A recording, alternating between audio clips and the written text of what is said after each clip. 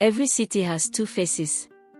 There is the face it proudly shows the world, the polished skyline, the expensive boutiques, the luxury hotels, and the endless promises of opportunity. It is the version captured in travel magazines and social media reels, where success appears effortless and beauty seems almost ordinary. Then there is the other face. The one hidden behind locked doors. The one that only reveals itself when ambition grows so powerful that it begins demanding sacrifices. Before we continue, please hit the subscribe button, like and share to support this channel. Now, let's continue. Lagos is a city where dreams are bought every single day. Some people buy them with years of hard work. Others buy them with influence, connections, or inherited wealth. But every so often, someone buys them with something far more dangerous. For nearly 4 years, no skincare brand in Nigeria carried more prestige than Morayo. Its advertisements were impossible to ignore. Everywhere you looked, there it was.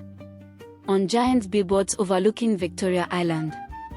Across glossy fashion magazines. On the Instagram pages of celebrities whose flawless complexions inspired millions. Influencers swore that nothing else compared. Actors whispered about it during movie productions. Politicians' wives quietly recommended it to close friends. Luxury lifestyle bloggers called it Africa's greatest beauty innovation. Its products were rarely discounted. Rarely advertised with loud promotions. In fact, their scarcity only made them more desirable. People willingly joined waiting lists stretching for months. Some customers flew in from London, Dubai, Johannesburg, and New York simply to purchase a single jar. The price alone convinced many people that it had to be extraordinary. After all, anything that expensive had to contain something special. Or so they believed. People described impossible results. Fine lines faded. Dark spots vanished. Scarred skin appeared untouched. Complexions developed a radiant glow that expensive cosmetics simply couldn't imitate. Dermatologists struggled to explain it. Competing brands tried to reverse engineer it. Scientists publicly questioned the extravagant claims.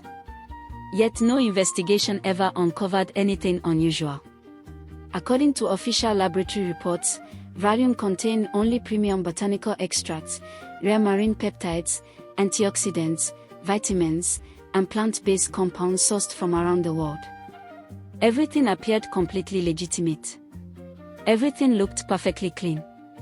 And that was precisely what made it so dangerous. Because the greatest secrets are never hidden inside obvious lies. They hide inside believable truths. Imagine spending thousands of dollars chasing perfection, only to discover that every application carried a price no laboratory could ever measure. Imagine learning that the glow everyone admired never truly belonged to you. Imagine realizing that beauty itself had become a debt. Tonight, we are opening a door that was never meant to be unlocked. And once it opens, it cannot be closed again. Her name was Morayo. People spoke about her with admiration, with curiosity, sometimes with quiet fear. No one could remember exactly when she arrived in Lagos. She simply appeared. 1 year there was no trace of her. The next, whispers began circulating among cosmetic chemists and luxury retailers. A quiet woman. Exceptionally intelligent. Always impeccably dressed. Always calm. Always watching. Unlike many entrepreneurs who constantly chase publicity, Morayo seemed almost allergic to attention. She rarely granted interviews. She never discussed her private life. No one had ever seen her family. No one knew where she grew up. No one knew who funded her first laboratory. Questions about her childhood were always answered with the same gentle smile. I prefer to focus on the future. Most interviewers accepted the response. None realized it wasn't an answer at all. It was a carefully perfected escape. She never raised her voice. She never displayed anger. She never embarrassed employees in public. And somehow, that made people fear disappointing her even more. Her standards bordered on impossible. A fingerprint on a display shelf. A jar positioned 2 centimeters out of alignment. A wrinkle in an employee's uniform. Nothing escaped her attention. She noticed everything. She remembered everything. Even customers found themselves strangely unsettled after meeting her. She remembered birthdays, previous purchases, favorite fragrances, conversations from years earlier. Yet despite remembering every detail about everyone else, she revealed absolutely nothing about herself. It was as though she had spent years mastering the art of existing without ever truly being known. People called it discipline. Others called it elegance. But a handful of former employees used another word entirely. Control. From this office she had built an empire. Hundreds of employees. International distributors. Celebrity partnerships. Luxury spas. Exclusive clinics. Plans to expand across Europe and North America. Business schools invited her to lecture. Women's leadership conferences celebrated her journey. Magazine covers hailed her as proof that African luxury brands could compete with the world's biggest names. She accepted every award with graceful humility. She thanked her team. She thanked her loyal customers. She thanked perseverance. But there was one thing she never thanked. Luck. Because Morayo didn't believe in luck. She believed in preparation, discipline, sacrifice, and promises that could never be broken. The public believed Valium was born inside cutting-edge laboratories. They imagined scientists in spotless white coats mixing revolutionary ingredients beneath bright fluorescent lights. That story made sense. People trusted stories that sounded scientific. What they never imagined was that every morning, long before the first employee unlocked the front entrance, long before delivery trucks arrived, long before Lagos itself fully awakened, Morayo entered a room no employee was permitted to see. No cameras, no assistants, no laboratory technicians. Only silence. A sealed ceramic vessel. And words that had survived longer than memory itself. Because hidden beneath the spotless perfection of Valium lived a secret that had absolutely nothing to do with skincare. And everything to do with ash. Every empire eventually creates an enemy. Not because someone wishes to destroy it, but because someone refuses to stop asking questions. That person was Teni. At 32 years old, Teni had earned a reputation that made powerful companies deeply uncomfortable. Officially, she worked as a senior investigative journalist specializing in consumer protection and the beauty industry. Unofficially, she was the woman every dishonest executive hoped would never notice them. Unlike lifestyle influencers, Teni didn't care about elegant packaging or celebrity endorsements. She wasn't impressed by luxury launch events, designer gift boxes, private brunches, or carefully rehearsed interviews. Her loyalty belonged to only one thing: the truth. She believed that genuine science welcomed questions. Only deception demanded blind faith.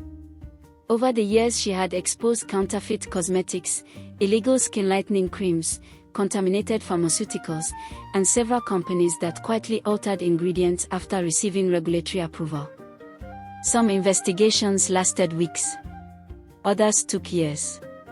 She lost sponsors, received anonymous threats, had stories killed by advertisers. Yet somehow, she always returned.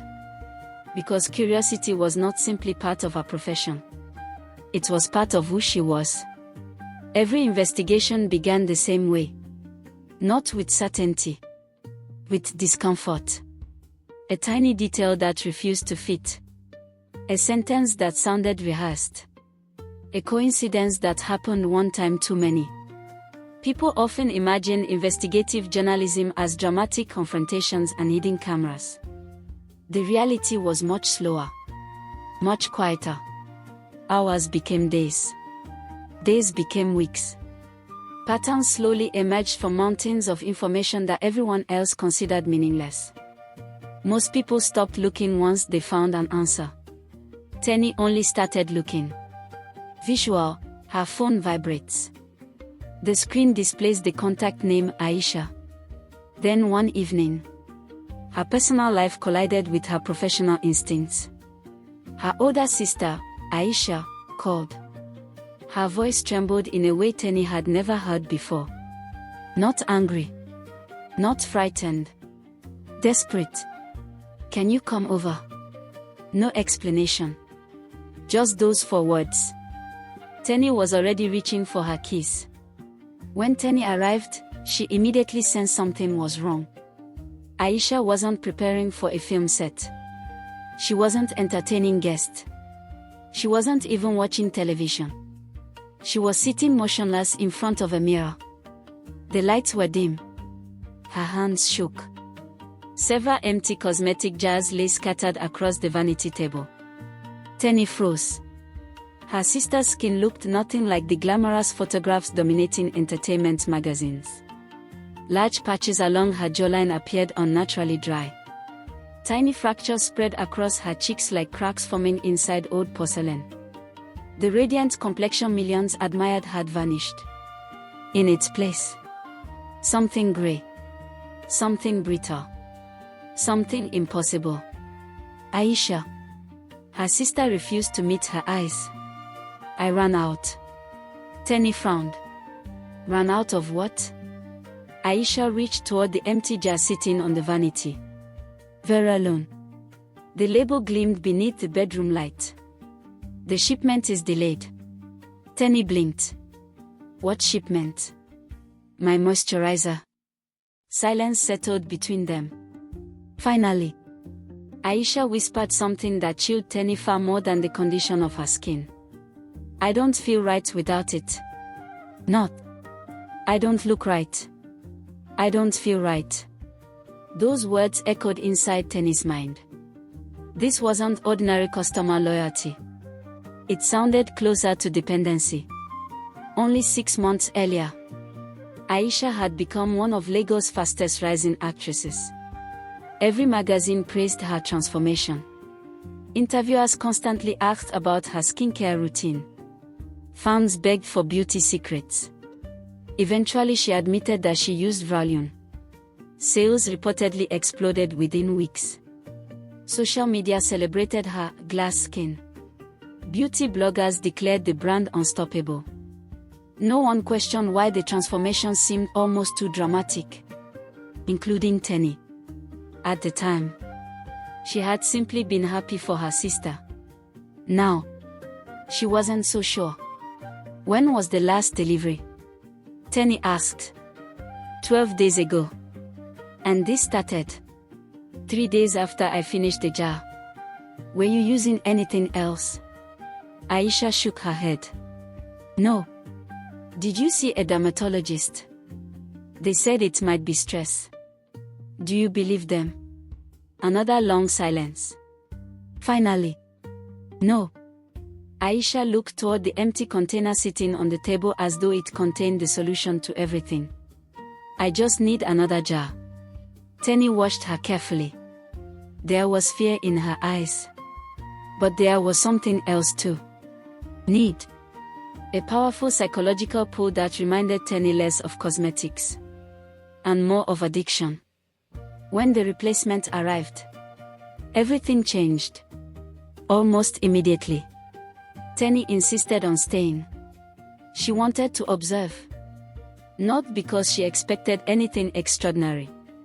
Simply because something about the situation felt profoundly wrong. Aisha cleansed her face.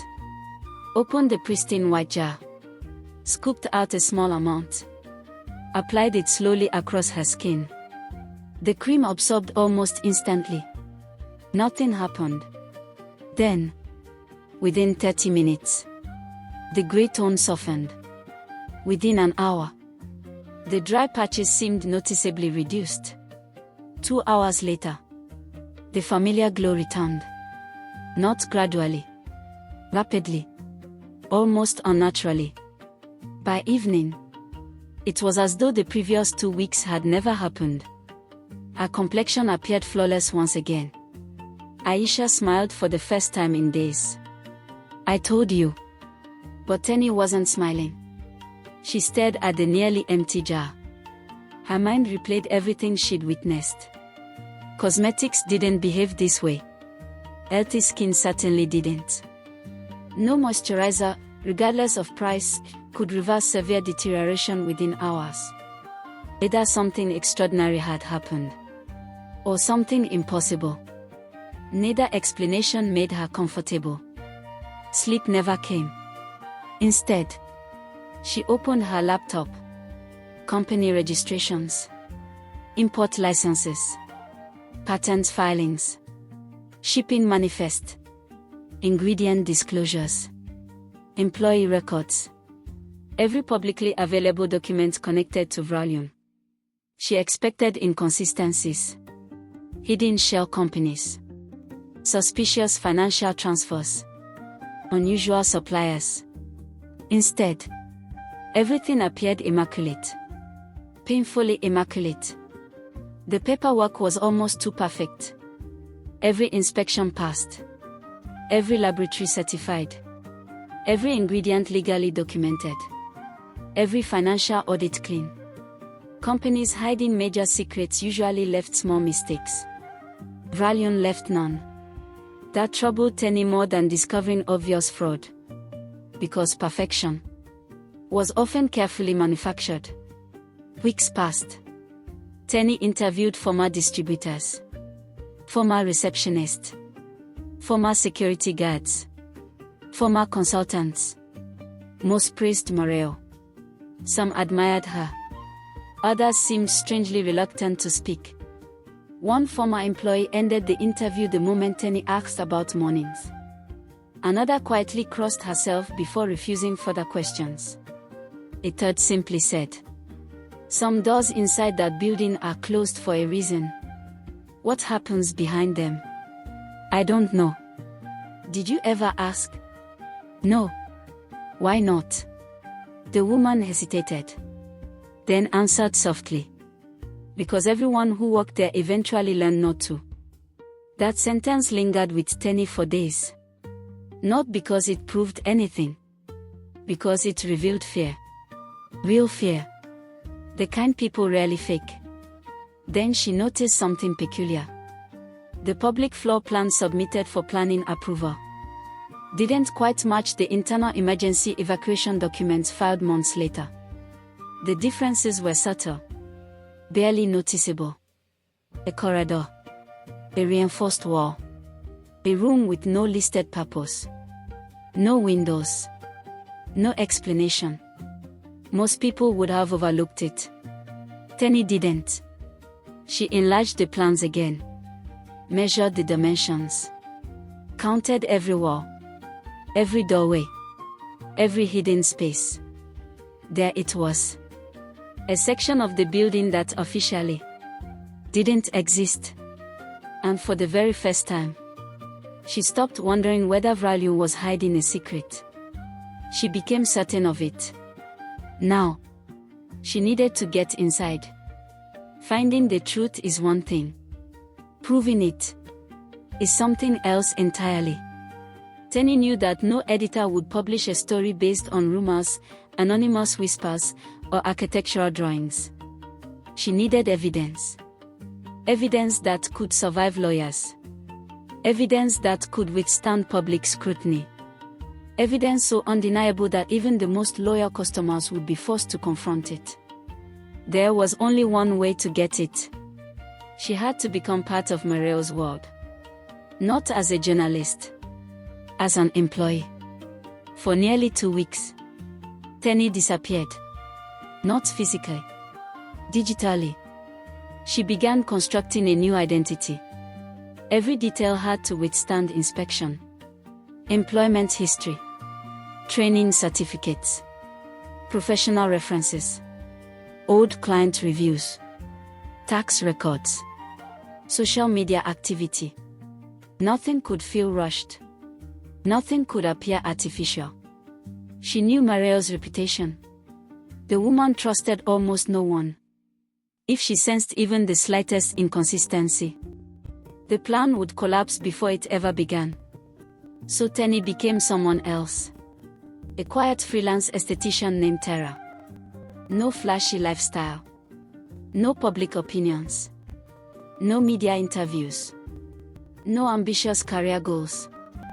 Just years of discreet home skincare treatments for wealthy clients who valued privacy above everything else. The perfect employee. Competent. Invisible. Forgettable. Exactly the kind of person powerful people rarely noticed. But documents alone wouldn't be enough. She had to become Tara completely. She practiced speaking more softly. Walking more slowly. Smiling without revealing too much emotion. She memorized premium skincare terminology until it sounded effortless.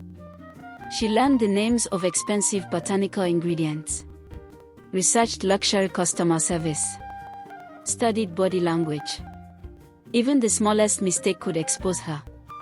Journalists asked questions. Employees answered them. She would have to suppress every instinct she had developed during 10 years of investigative reporting. For the first time in her career, silence would become her greatest weapon. Visual, a sleek email notification appears on her laptop. Your interview has been scheduled. 3 days later, the invitation arrived. She had made it through the first stage. Her interview would take place inside the flagship boutique, with Morayo herself. The boutique looked less like a skincare store, and more like a modern art museum. Every display shelf stood perfectly aligned. Every product jar occupied identical spacing. The air carried a subtle fragrance that seemed carefully engineered to calm the mind. Employees moved quietly. No unnecessary conversations. No loud laughter. Even customers instinctively lowered their voices. The building seemed to demand respect from everyone who entered. Teni noticed something else. There were security cameras everywhere. Far more than necessary. Entrances. Hallways. Treatment rooms. Storage areas. Reception. Every movement inside the building appeared carefully documented. Except one hallway. Toward the rear of the boutique. A corridor carved out of sight. No customers entered. No employees lingered nearby. It disappeared behind a frosted glass partition. Almost casually. As though whoever designed the building wanted visitors to stop noticing it. The office overlooked the Lagos Lagoon. Minimalist furniture. Fresh white orchids. Shelves containing business awards from around the world. Nothing excessive. Everything deliberate. Then, the door opened. Morayo entered. She looked exactly as she did in magazines. Perhaps even more composed. Her cream-colored silk suit appeared almost sculpted. Not a wrinkle. Not a misplaced strand of hair. Her posture radiated effortless authority. Yet what unsettled Teni most were her eyes. They didn't simply look at people. They studied them. Patiently. Quietly. As though measuring something invisible. Please. Her voice was calm. Warm enough to appear welcoming. Cool enough to discourage familiarity. Teni thanked her and sat. For several seconds. Neither woman spoke. Morayo simply read the application file. Turning each page slowly. Methodically. The silence stretched. Long enough to become uncomfortable. Most applicants would have rushed to fill it. Teni didn't. She had anticipated this. Eventually. Morayo smiled faintly. You've worked independently for several years. Yes. You must enjoy your freedom. I enjoy doing good work. Another pause. Morayo nodded almost imperceptibly. The interview quickly became unusual. There were no technical questions. No discussion of skincare formulations. No examination of cosmetic chemistry. Instead, Morayo asked questions that seemed strangely personal.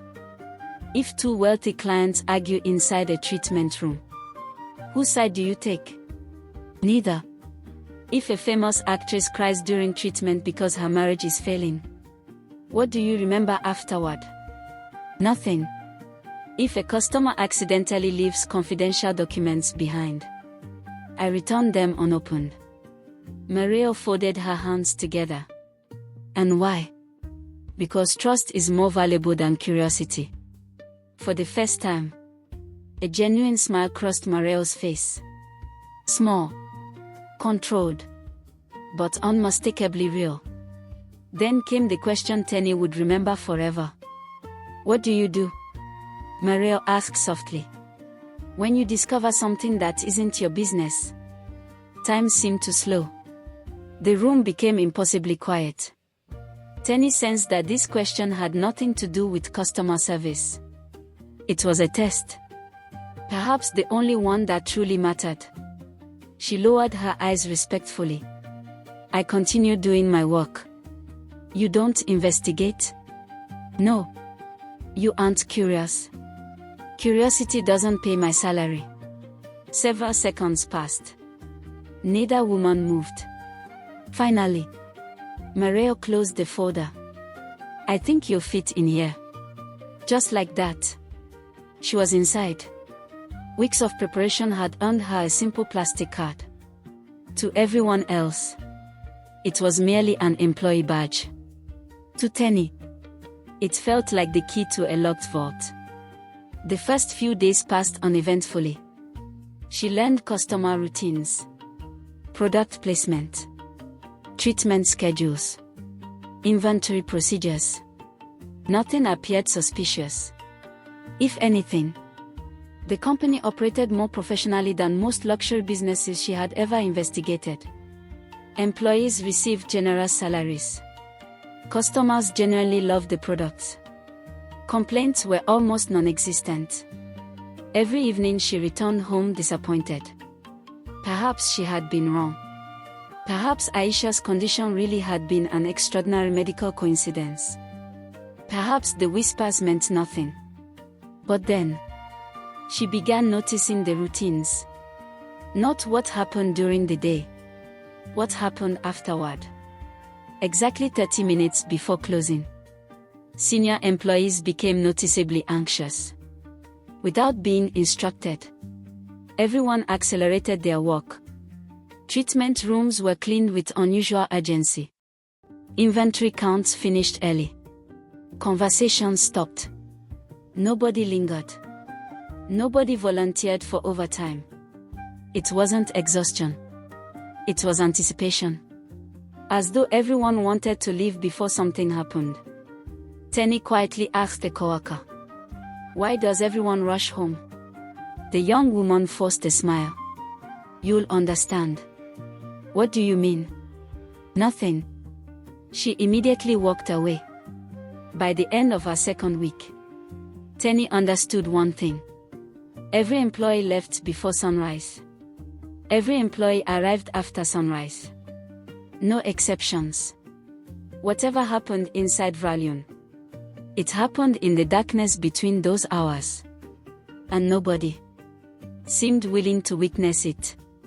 Opportunity finally arrived. The boutique manager sighed. The flowers near the laboratory entrance keep dying. Another employee laughed. Maybe they don't like the air conditioning. I don't care why they're dying. The manager handed Teni a maintenance request. Replace them before tomorrow morning. Teni accepted the assignment without hesitation. Outwardly, it appeared to be nothing more than routine housekeeping.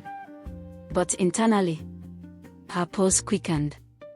Because she had already noticed something about those orchids. They stood directly opposite the frosted glass laboratory. From that exact position, If someone could somehow see through the leaves, they would have a perfect view of the room that officially didn't exist. For the first time since entering Valion, Teni saw the investigation opening in front of her. She only needed one chance, one camera, and one morning to discover what Morayo was so determined to keep hidden. Investigations rarely hinge on brilliant breakthroughs. More often, they depend on patience. The willingness to wait for a single opportunity that may never come again. Teni had learned that lesson years ago. Sometimes the truth announced itself loudly. Most times, it whispered. And if you weren't listening, you missed it forever. The dying orchid became her opportunity.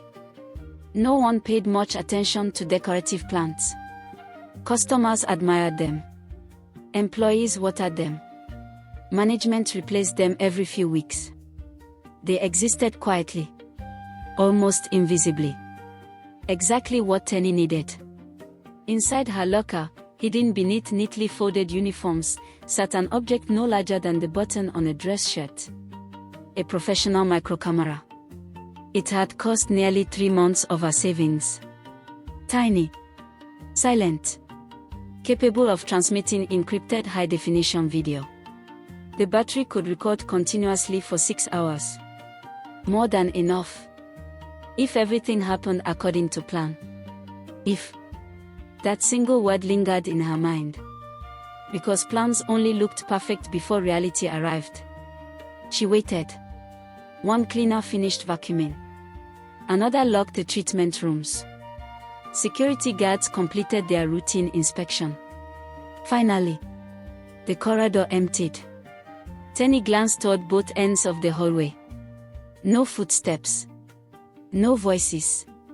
No movement. Her breathing slowed. From her apron pocket she removed a small toolkit disguised as a cosmetic repair kit. Within seconds she loosened the thick layer of decorative moss covering the base of the orchid. The tiny camera fit perfectly inside.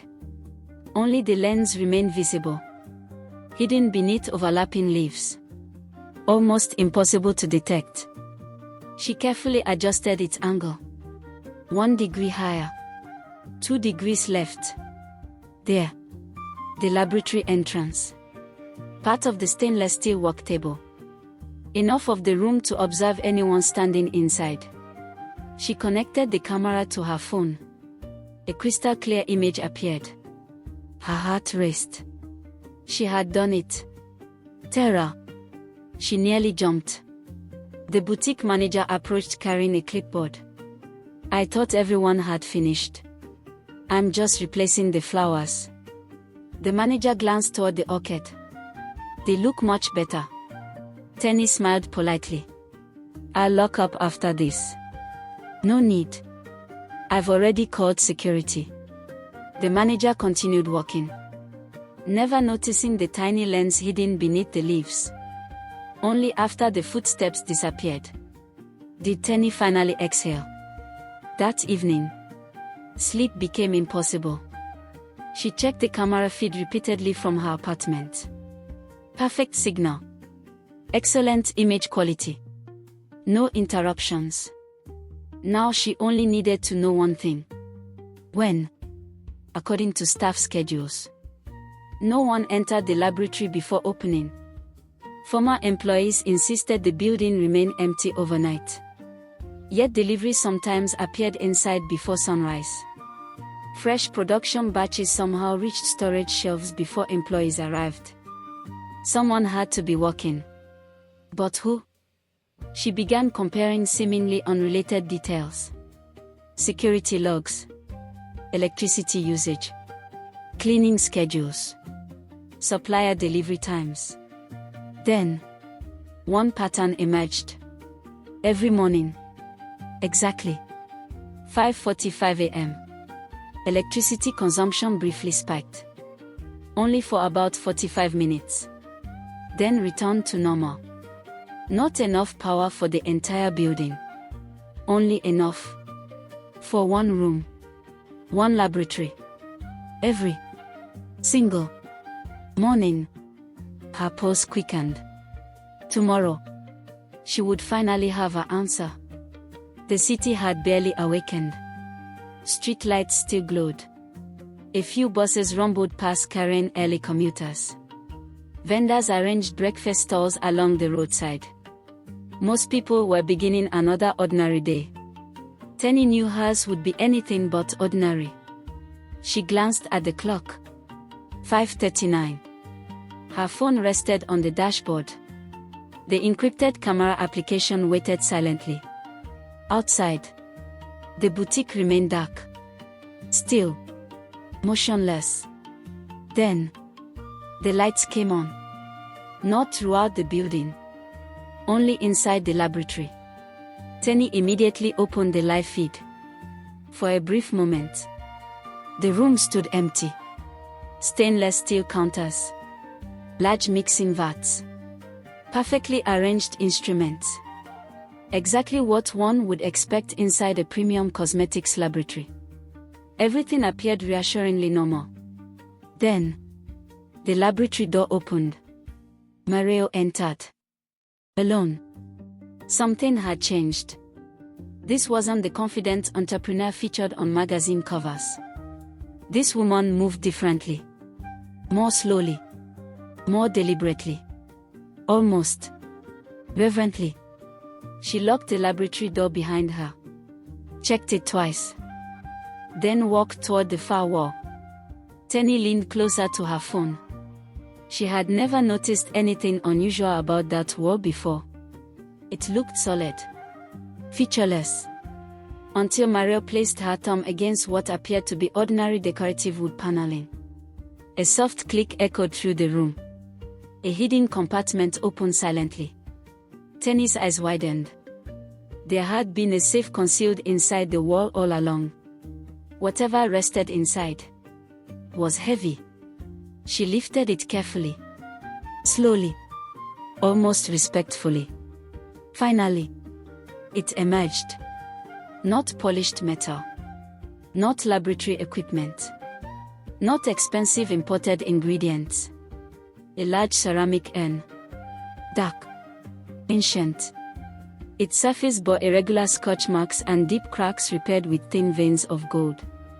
The vessel looked centuries older than everything surrounding it. Completely out of place inside the sleek modern laboratory. Morayo carried it with astonishing care. As though dropping it would unleash something irreversible. She placed it gently upon the stainless steel table. Then simply stood there. Silent. Eyes closed. Neither moving nor speaking. Almost as though gathering herself before beginning something sacred. Every instinct told her she was witnessing something extraordinary. Not because of the urn itself. Because of Morayo. The billionaire entrepreneur who lectured at international business conferences.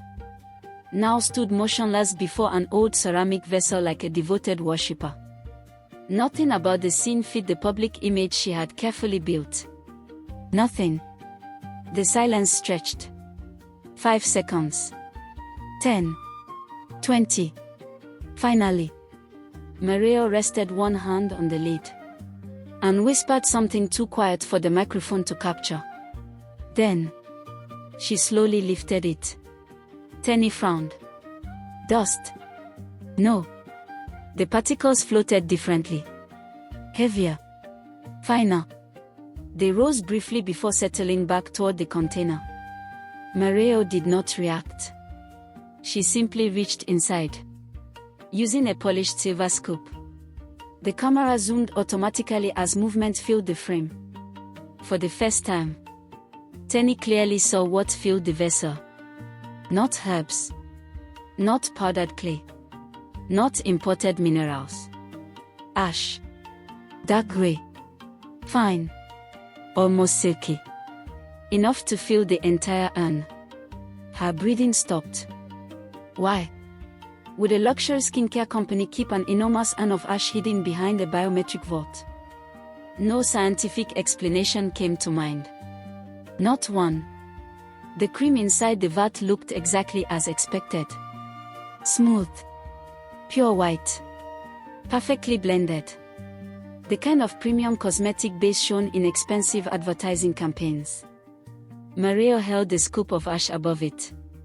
But she didn't pour. Instead, she closed her eyes once more. Completely still. The laboratory seemed unnaturally quiet. Even through the camera's microphone. The silence felt heavy. As though the room itself were waiting.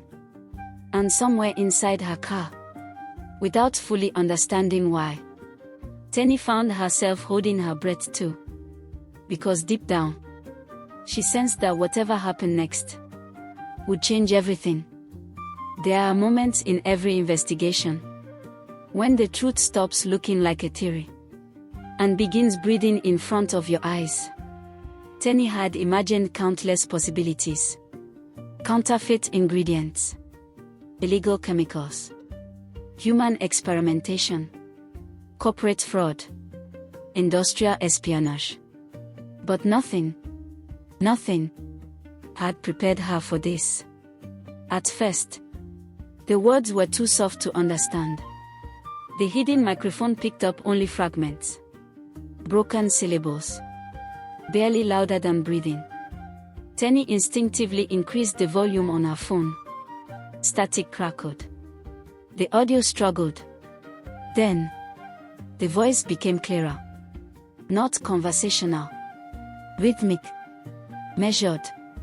Ancient. Every sentence carried the same steady cadence, as though it had been repeated thousands of times over many years. Morayo wasn't reading from a book. She wasn't checking notes. She spoke entirely from memory. Each word flowed effortlessly into the next. As naturally as someone reciting their own name. There was no sign of fear. No hesitation. No uncertainty. Whatever this ritual was, she had performed it countless times before. Her breathing slowed. The laboratory light seemed strangely warmer. Even through the tiny camera. The atmosphere inside the room felt different. Heavier. As though ordinary business had quietly given way to something much older. Something that had no place inside a modern cosmetics laboratory. 40 seconds passed. Then 50. Still, she did not release the ash. Instead, she continued whispering. Every repetition sounded almost identical. Precise. Disciplined. Unbroken. Like an oath. Or perhaps a promise. Teni felt a chill creep across her shoulders. She had interviewed traditional healers before. Religious leaders. Historians. Anthropologists. She knew enough to recognize one thing. This wasn't spontaneous prayer. It was ritual. Carefully preserved. Repeated exactly the same way every morning. Without alteration. Without mistake. The ash finally fell. Not all at once. Tiny streams drifted downward through the warm air. Landing softly upon the smooth white cream. For a brief moment. Nothing happened. The grey powder rested on the surface. Perfectly still. Then, the mixture changed. Dark veins spread outward beneath the surface like ink flowing through clear water. The white cream slowly transformed. Grey ribbons twisted elegantly through the mixture. Within seconds, the color deepened into a soft pearlescent silver. Not dirty. Not muddy. Beautiful. Almost hypnotically beautiful. The transformation looked so effortless that anyone unaware of its origin might have called it miraculous. The industrial mixer activated. Slowly. Methodically. Folding the ash into the cream. Round and round. The darker streaks gradually disappeared. Until no trace remained. Only perfectly smooth cosmetic cream. Radiant. Luxurious. Exactly the product customers paid extraordinary prices to own. Nothing about its appearance hinted at what had just been added. Nothing. She smiled. It was the first genuine smile Teni had ever seen. Not the carefully measured smile reserved for interviews. Not the polite smile given to wealthy customers. This one reached her eyes. It carried relief, gratitude, even affection. As though she were witnessing an old friend fulfill an ancient promise once again. Then, she spoke one final sentence. This time, clearly. The microphone captured every word. What was taken by the fire will return. In the glow. Silence. Absolute silence. Teni stared at the screen. Her hands began trembling. She replayed the recording immediately. Again. The same sentence. Perfectly audible. No misunderstanding. No ambiguity. She quickly created 3 backup copies. Then another. Years of investigative work had taught her one lesson. Evidence only mattered if it survived. The ceremony ended almost as quietly as it had begun.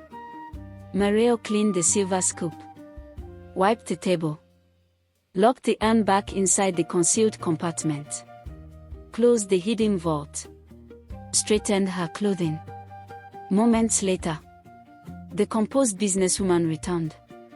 She adjusted her blazer, checked her reflection, collected several laboratory reports. When she unlocked the laboratory door, she looked exactly like the celebrated entrepreneur the world admired. Anyone seeing her now would never imagine what had happened only minutes earlier. By 6:45, the building came alive. Receptionists greeted one another warmly. Cleaning staff polished display shelves. Music flowed gently through the boutique. Fresh jars from the morning production were neatly arranged for sale. Customers would arrive within hours. They would admire the luxurious packaging, praise the delicate fragrance, marvel at the silky texture, completely unaware of what had become part of every single batch. She should have felt victorious. Instead, she felt sick, because questions had multiplied. Where did the ash come from? Why did Morayo treat it with such reverence? What did that final sentence actually mean? And perhaps most disturbing of all, why did the cream appear to work exactly as customers claimed? If this was merely superstition, why did Aisha's skin recover so dramatically? Nothing made sense. Not yet. Back at her apartment, she reviewed the footage frame by frame. For nearly 6 hours. Every movement, every gesture, every whispered word. She enlarged the image of the urn. Its surface bore faded markings hidden beneath years of soot. Most were too damaged to read. But one symbol appeared repeatedly. A circle, broken by 3 jagged lines. She searched historical archives, museum collections, academic journals. Nothing. No exact match. Until, late that evening, an elderly professor of West African cultural history finally returned her call. She sent him a cropped photograph without explanation. Several minutes passed before he spoke again. His voice had changed. Quiet. Uneasy. I've seen something similar once. Where? There aren't many records. What does it mean? Another silence. Finally, it was associated with places destroyed by fire. Teni frowned. What kind of places? The professor hesitated, then answered slowly. Old marketplaces. Sacred family compounds. Traditional shrines. Entire communities. He cleared his throat. The symbol wasn't about the buildings. It represented the memory that remained after everything else had burned. Teni looked back at the paused image of the urn. The professor continued. In some oral traditions, it was believed that ashes carried the final witness of loss. Another long pause. I never thought I'd see that symbol again. The call ended. Teni sat alone in complete silence. Her eyes drifted back to the video. Then, for the very first time, she understood that the ash inside Morayo's vault might not have been collected randomly. It had come from somewhere. Specific places. Specific tragedies. Specific fires. And if she could trace those fires, she might finally discover the true foundation upon which the Valiant Empire had been built. Every secret leaves footprints. Not obvious ones. Not the kind detectives find beneath muddy shoes. Some are buried inside forgotten newspaper articles. Some hide inside government records that no one has opened in years. Others live only in the memories of people the world has already forgotten. If Morayo's mysterious ash truly came from places destroyed by fire, then somewhere, someone had witnessed those fires. And someone still remembered. For the next 3 weeks, Teni barely slept. By day, she continued working inside Valiant as the quiet employee named Tara. By night, she became herself again. The journalist. The investigator. The woman who refused to stop pulling at loose threads. She searched decades of newspaper archives, insurance reports, municipal fire records, historical preservation documents, community newsletters, anything connected to unexplained fires. At first, there seemed to be no pattern. A warehouse here, a village there, an old market destroyed years apart from another. Completely unrelated. Or so they appeared. Then, she noticed something astonishing. Every major fire occurred shortly before one of Valiant's breakthrough product launches. The timing was almost impossible to ignore. Year 1. A centuries-old artisan market burned to the ground. 3 months later, Valiant released its signature renewal cream. Sales tripled. Year 2. A forgotten riverside shrine was destroyed during an unexplained nighttime fire. Weeks afterward, the company introduced a luxury overnight serum that sold out across the country. Year 3. An abandoned family compound, once considered culturally significant by local elders, mysteriously burned after decades of standing untouched. Within 2 months, Valiant announced a revolutionary anti-aging collection that dominated luxury skincare headlines. 1 coincidence could be ignored. 2 demanded attention. 3. Suggested design.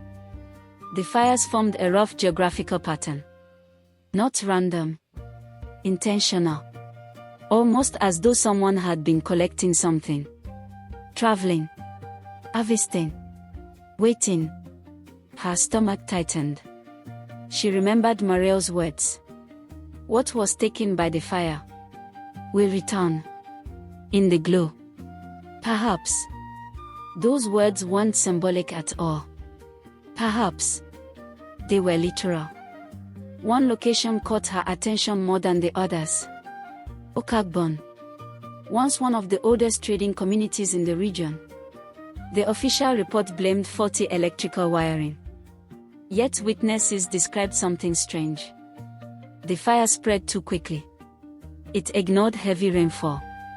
Several elderly residents insisted they heard chanting shortly before the flames appeared. Authorities dismissed the stories. Stress. Confusion. Collective panic. Case closed.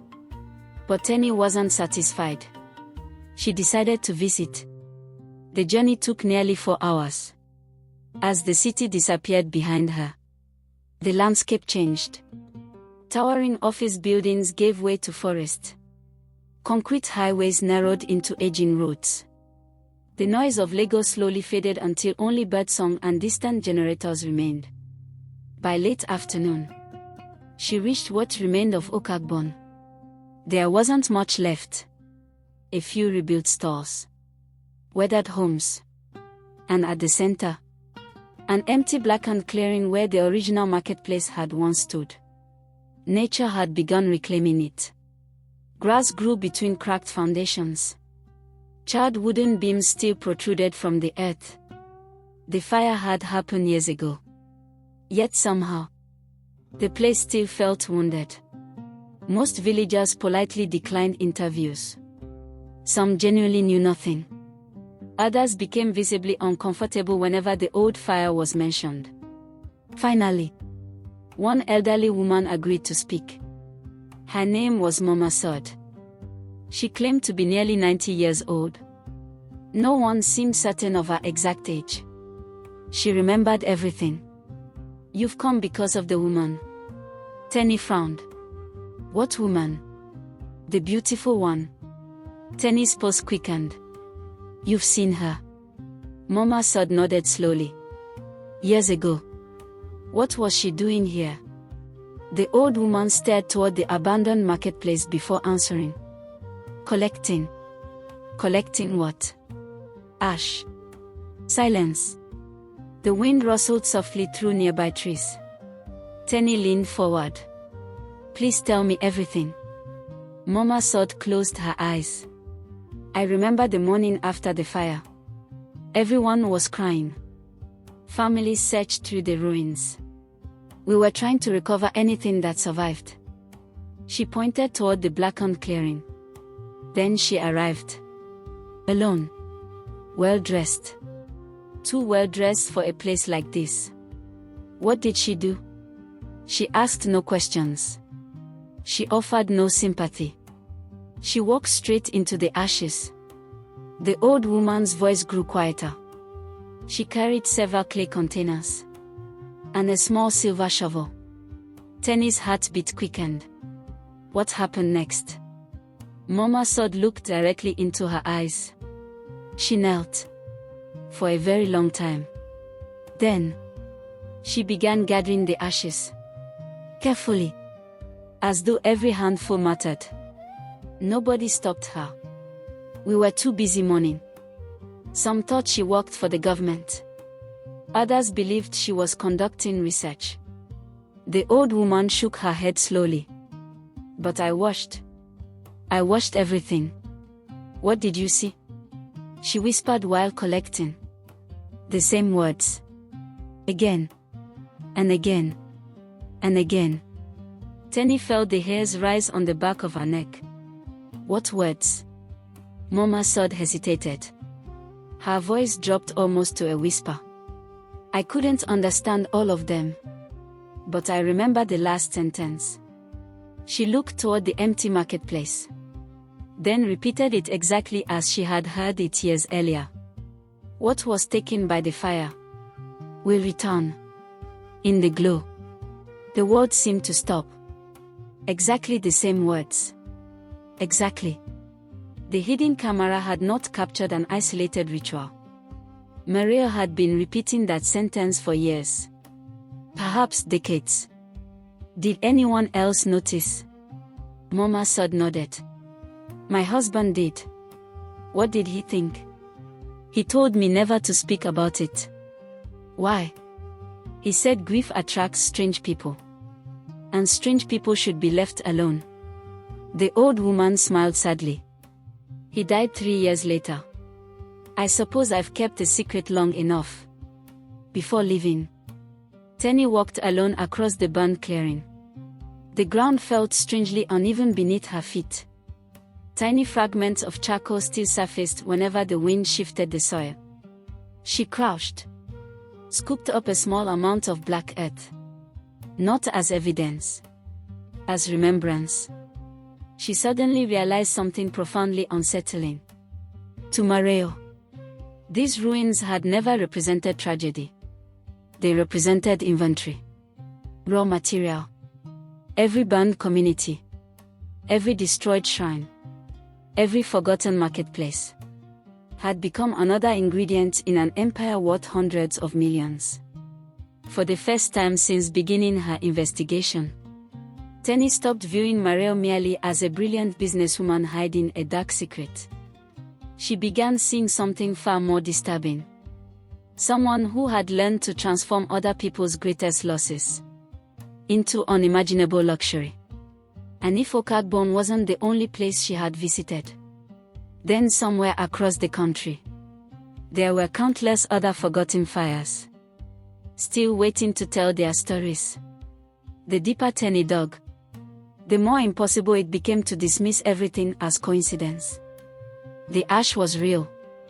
The ritual was real. The fires were real. But there was still one question she couldn't answer. Why? Why would one of the most successful entrepreneurs in Africa risk everything for something that no scientist could explain? Money. Morayo already had more than enough. Power. She had influence that reached government offices, international investors, celebrities, and business leaders. Recognition. Magazine covers across 3 continents already celebrated her as the future of African luxury. So why continue? What could possibly be worth risking an empire that had taken years to build? Teni knew she was still missing the final piece. And without it, the story remained incomplete. Life inside the boutique continued as though nothing had changed. Customers smiled. Consultants recommended products. Luxury gift boxes disappeared into expensive shopping bags. Every jar sold represented another customer placing absolute trust in a company they admired. Teni forced herself to behave normally. She greeted clients, performed consultations, recommended products she no longer dared touch. Every smile felt heavier than the one before, because she knew something the customers didn't. She had watched the ritual. She had seen the ash. And every time someone thanked her for recommending Vralion, a knot tightened inside her stomach. Then something unexpected happened. Morayo stopped beside Teni. For a brief moment, she said nothing. She simply looked at her. Not angrily. Not suspiciously. Just watching. You've settled in well. Thank you. You work carefully. I try my best. Morayo smiled faintly. Careful people usually notice more than others. The words landed like a stone. Teni kept her expression perfectly calm. I suppose that's true. Morayo nodded. It can be a gift. She paused. Or a burden. Without another word, she continued walking. Teni remained frozen. Had Morayo discovered her? Or was it merely another one of her unsettling observations? For the first time since entering the company, Teni wasn't certain she was the only one investigating. She replayed every second, frame by frame. Then something caught her eye. A detail so small she had overlooked it dozens of times. Just before returning the urn to the hidden vault, Morayo removed a folded piece of aged paper from beneath it. She opened it briefly, read something, then placed it back. The camera couldn't capture the writing, but it had captured enough. The paper wasn't modern. Its edges were brittle. Its surface yellowed with age. It looked handwritten. A document. Perhaps a journal or a list. If it contained the locations of every place Morayo had visited, it could expose everything. Breaking into the laboratory during the day was impossible. The biometric vault could only be opened by Morayo. Security cameras covered every entrance. Any mistake would end the investigation immediately. Then, opportunity arrived from an unexpected direction. The boutique manager entered the room carrying a stack of invitations. Ladies and gentlemen, next Saturday is our Global Expansion Gala. Smiles spread across the room. The manager continued. Our European and North American launch will be broadcast live. He handed each employee a formal invitation. The founder has requested that all staff attend. Teni stared at the elegant black envelope. Global Expansion Gala. Victoria Island. Live international broadcast. Hundreds of invited guests. Influencers. business executives, government officials, international media. Every important person connected to Valium. In one room. A public celebration. Suddenly, an idea began forming. She spent the next 4 days preparing. Not for another investigation. For an exposure. Every piece of evidence was duplicated. Then duplicated again. The hidden camera footage. The interview with Momassad. Photographs of the burn sites. Archived fire reports. Expert statements. Timeline comparisons. Nothing would rely on a single file. If one copy disappeared, 5 more would remain. She encrypted everything. Uploaded copies to secure cloud servers. Scheduled automatic releases to trusted editors. Sent confidential packages to consumer protection agencies. International cosmetics regulators. Independent laboratories. Human rights organizations. If anything happened to her, the investigation would continue without her. For the first time, Morayo wasn't facing one journalist.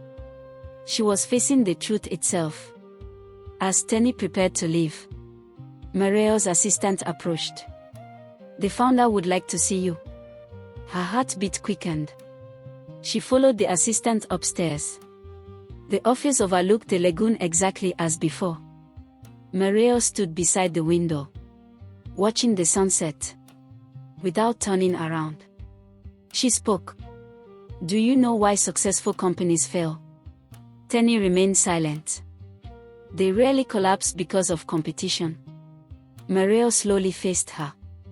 "They collapse because someone inside forgets the value of loyalty." Another pause. "I hope you understand that." "I do." Morayo studied her carefully. Long enough for the silence to become almost unbearable. Then, she smiled. "I'm glad. You may go." That was all. No accusations. No questions. Nothing. Yet as Teni walked back toward the elevator, she couldn't shake the feeling that Morayo already knew. Not everything. But enough. Enough to understand that the walls she had built around her empire were beginning to crack. The night had finally arrived. Luxury cars lined the entrance. Television crews interviewed arriving celebrities. Influencers live-streamed every moment to millions of followers. International investors mingled beneath glittering chandeliers. Crystal glasses reflected warm golden light.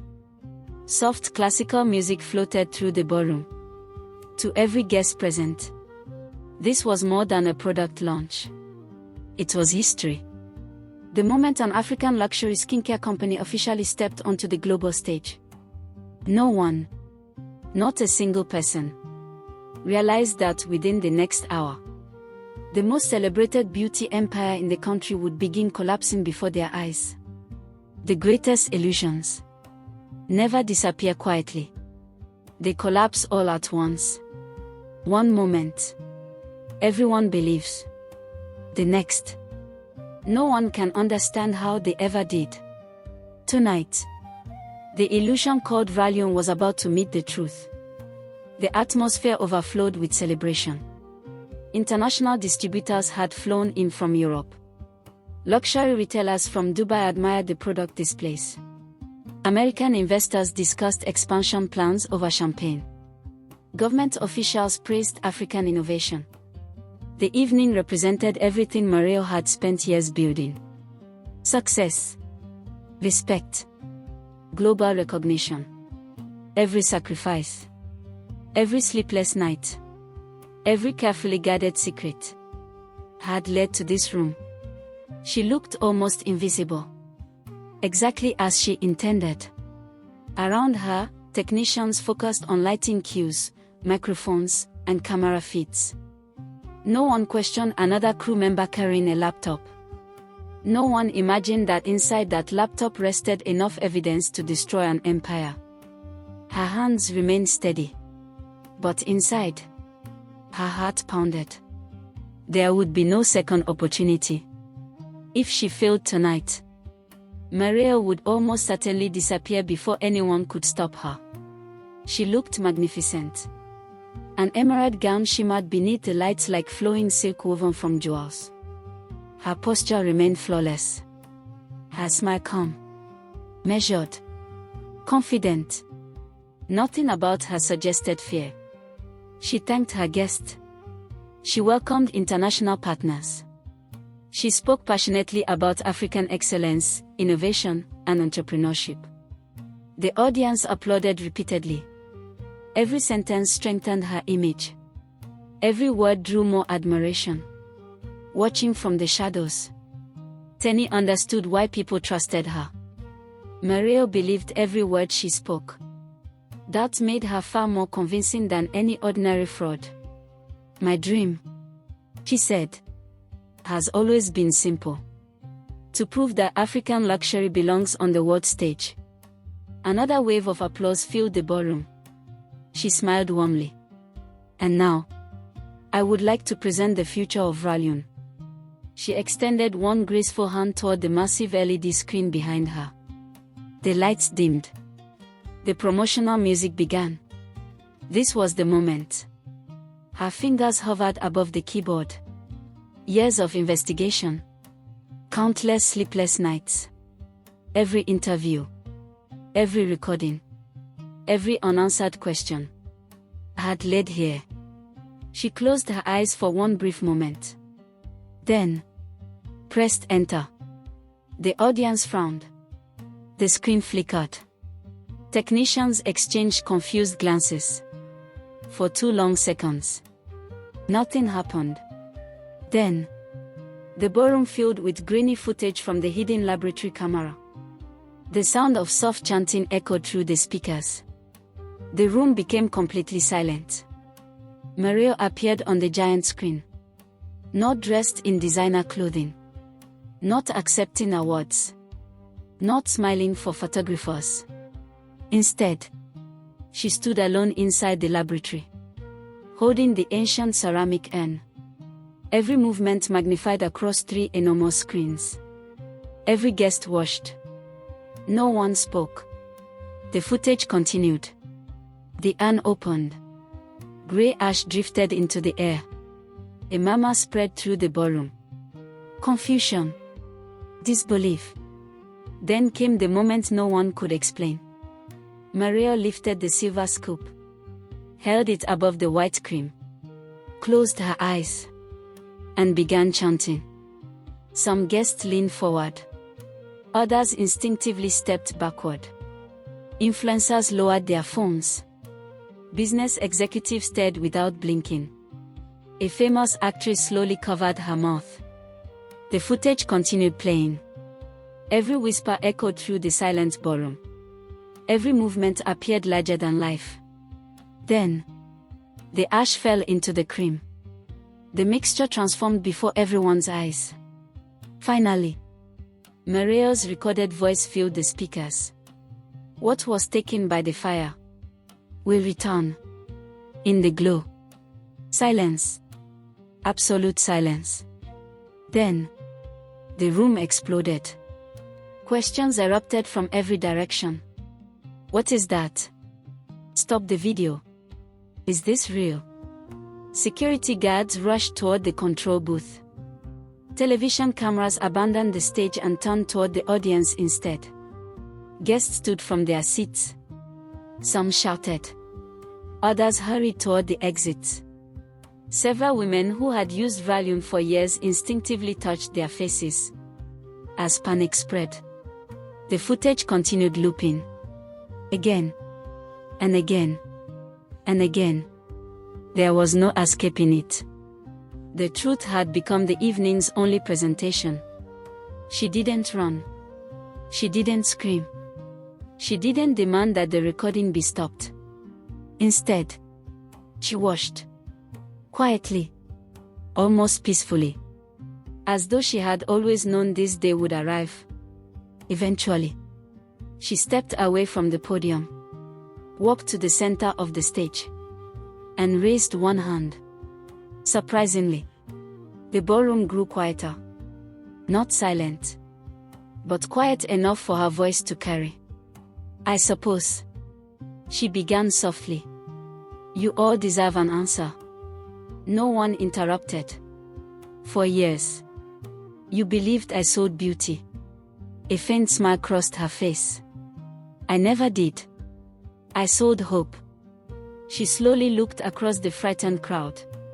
Every person who entered my store came carrying something.